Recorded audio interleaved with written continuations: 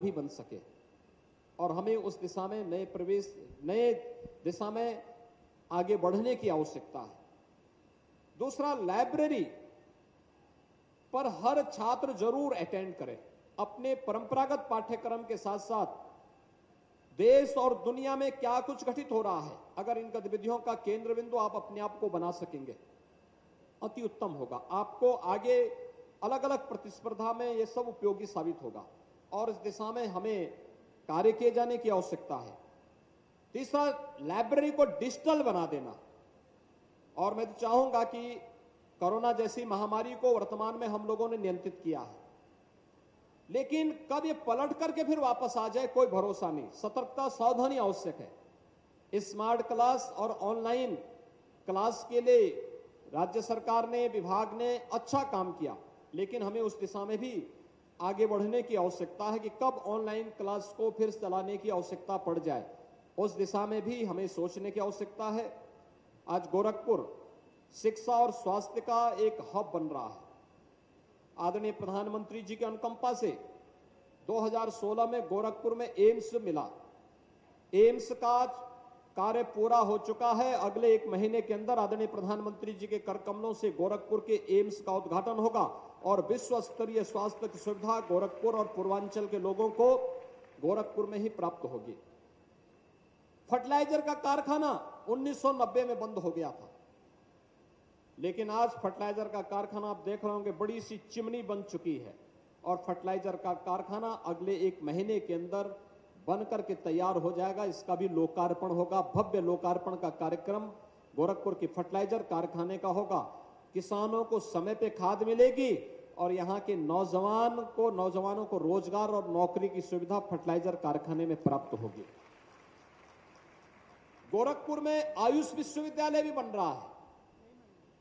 गोरखपुर में महायोगी गोरखनाथ विश्वविद्यालय भी बन गया है। गोरखपुर में सैनिक स्कूल भी बन रहा है और गोरखपुर में कैंपियरगंज में ही एक ITI का निर्माण हो रहा है। कैंपियरगंज में 2 इंटर कॉलेजेस का निर्माण पूरा हो चुका है। सहजनवा में एक पॉलिटेक्निक का निर्माण हो रहा है। पिपराइच में चीनी मिल का निर्माण होकर के वहां पे चीनी उत्पादन का कार्य भी प्रारंभ हो चुका है। यानी जो विकास अब तक बंद था, उस विकास का रास्ता खोला है भारतीय जनता पार्टी की सरकार ने। और भाइयों बहनों, जब विकास आगे बढ़ता है तो यह प्रत्येक नागरिक के जीवन में भी परिवर्तन लेकर के आता है। आज ये चौड़ी सड़कें हैं, बिजली है, जो राशन मिल रहा है। सरकारें पहले भी थी, तब सड़कें अच्छी नहीं थी। सरकारें पहले भी थी, तब बिजली नहीं आती थी।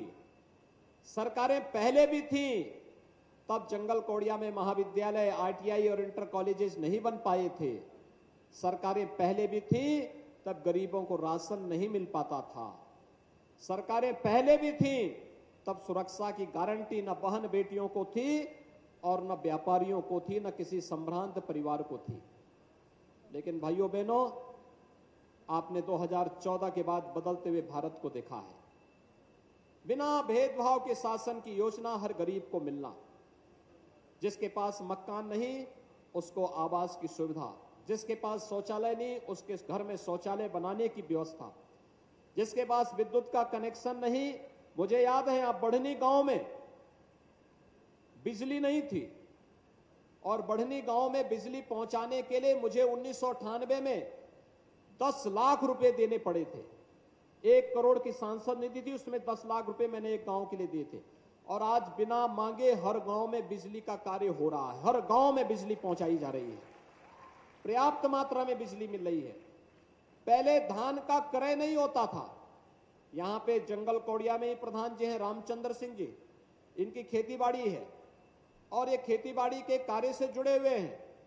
उनको अपना धान, अपना गेहूं, अपना केला कुछ भी बेचना होता था, पैसा नहीं मिलता था, दाम नहीं मिलता था।